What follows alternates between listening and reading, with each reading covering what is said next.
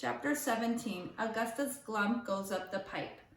When Mr. Wonka turned around and saw what Augustus Glump was doing, he cried out, "Oh no! Please, Augustus, please! I beg of you not to do that. My chocolate must be untouched by human hands." "Augustus!" cried out Mrs. Glump. "Didn't you hear what the man said? Come away from the river at once." This stuff is terrific," said Augustus, taking not the slightest notice of his mother or Mr. Wonka. "Oh boy, I need a bucket to drink it properly."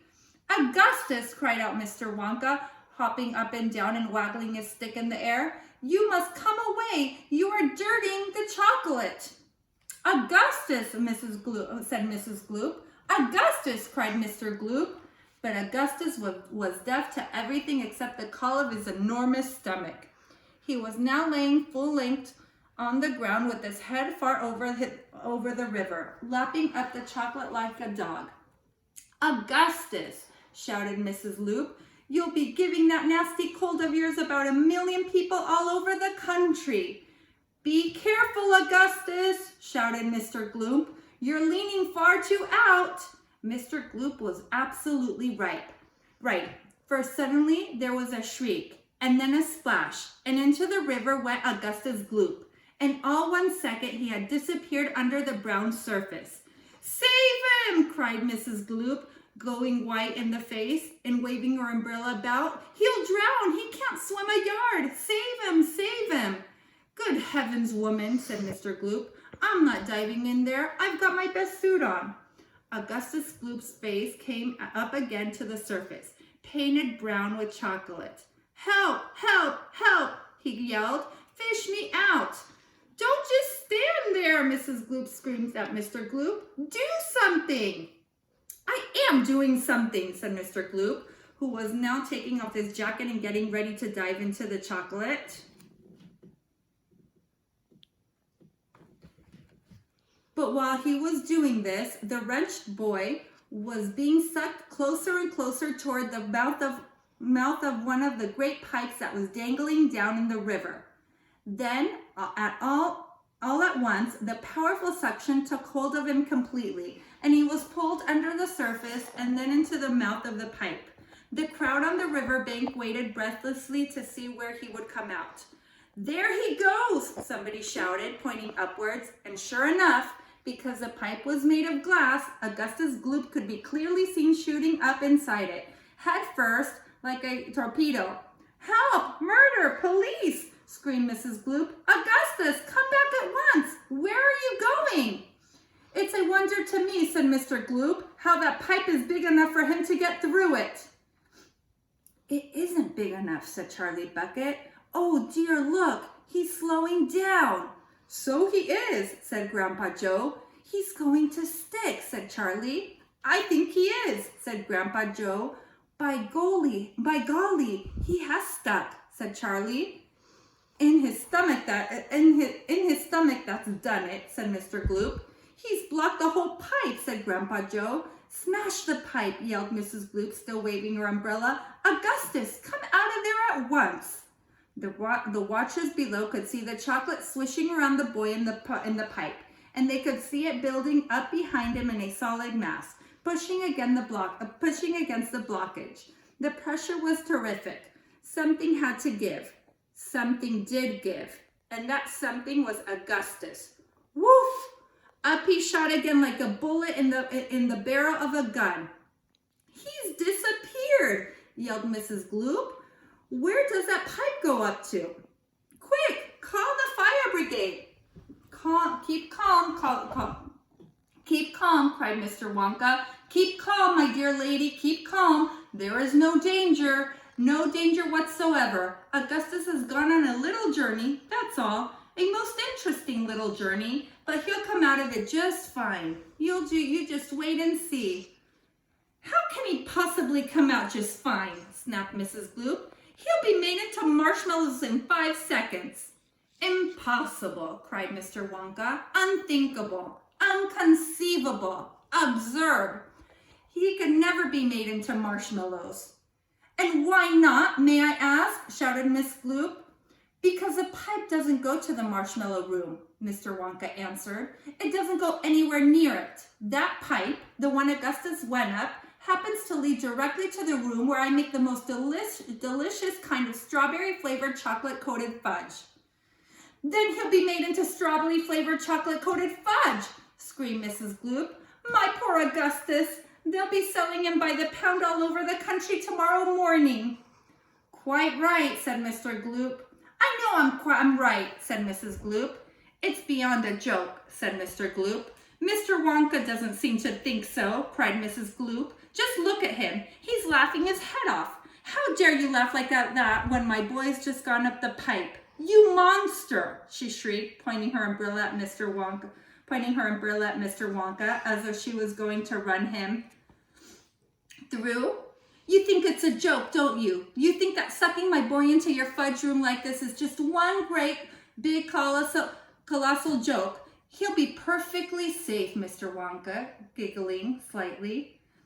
He'll be made of fudge, shrieked Mrs. Gloop. Never, cried Mr. Wonka. Of course he will, shrieked Mrs. Gloop. I wouldn't allow it, cried Mr. Wonka. And why not, shrieked Mrs. Gloop.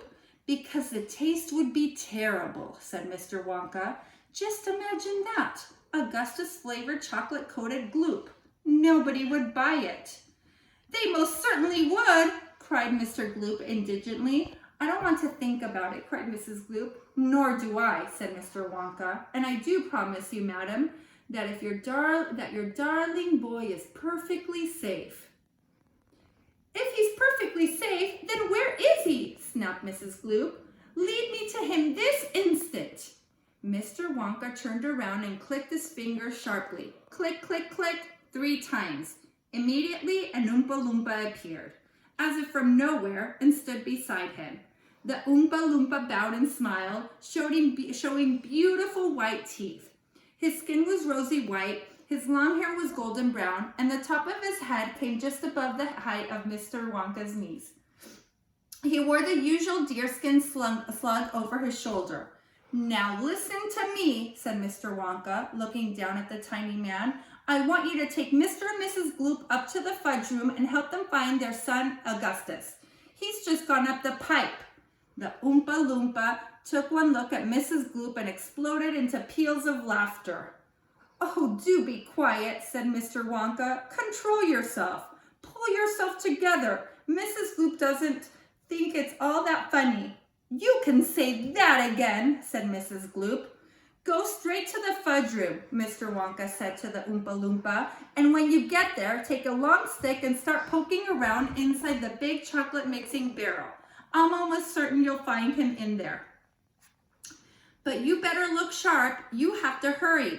If you leave him in the chocolate mixing barrel too long, he's liable to get poured into the fudge boiler, and that really would be a disaster, wouldn't it? My fudge would become quite uneatable. Mrs. Gloop let out a shriek of fury. I'm joking, said Mr. Wonka, giggling madly behind his beard. I didn't mean it. Forgive me. I'm so sorry.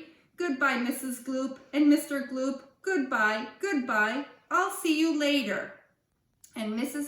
and Mrs. Gloop and their tiny escort hurried away. The 5 Oompa Loompas on the far side of the river suddenly began hopping and dancing about and beating wildly upon a number of very small drums. Augustus Gloop, they chanted. Augustus Gloop, Augustus Gloop, Augustus Gloop. Grandpa, cried Charlie. Listen to them, Grandpa. What are they doing? Shh, whispered Grandpa Joe. I think they're going to sing a song. Augustus Gloop, shouted the Oompa Loompas. Augustus Gloop, Augustus Gloop. The great big greedy nincompoop. How long could we allow this beast to gorge and guzzle, feed and feast on everything he wanted to? Great Scott, it simply wouldn't do. How long this pig might live, we're positive he'd never give even the smallest bit of fun. Oh, happiness to anyone. So what we do in cases such as this, we use a gentle touch, and careful we take the brat and turn him into something that will give great pleasure to us all, a doll for instance, or a ball, or marbles, or a rocking horse, but this revolting boy, of course, was so utterly vile, so greedy, foul, and infantile, he left the most disgusting taste inside our mouths, and so in haste. We choose a thing that, come what may, would take the nasty taste away. Come on, we cried, the time is ripe to send him shooting up the pipe. He has to go, it has to be, and very soon he's going to see, inside the room to which he's gone, some funny things going on. But don't, dear children, be alarmed. Augustus Gloop will not be harmed, although, of course, we must admit, he will be altered quite a bit. He'll be quite changed from what he's been when he goes through the fudge machine. Slowly the wheels go round and round, the cogs begin to grind and pound. 100 knives to slice, slice, slice. We add some sugar, cream, and spice. We boil him for a minute more until we're absolutely sure that all the greed and all the gall is boiled away from once and all. Then out he comes, and now by grace a miracle has taken place. This boy who only just found was loathed by men from shore to shore. This greedy brute, this Los's ear, is loved by people everywhere. For who could hate or bear a grudge against a luscious bit of fudge? I told you they love singing, cried Mr. Wonka. Aren't they delightful? Aren't they charming? But you mustn't believe a word they say. It's all nonsense, every bit of it. Are the Loompa Loompas really joking, Grandpa? Asked Charlie. Of course they're joking, answered Grandpa Joe. They must be joking. At least, I hope they're joking. Don't you?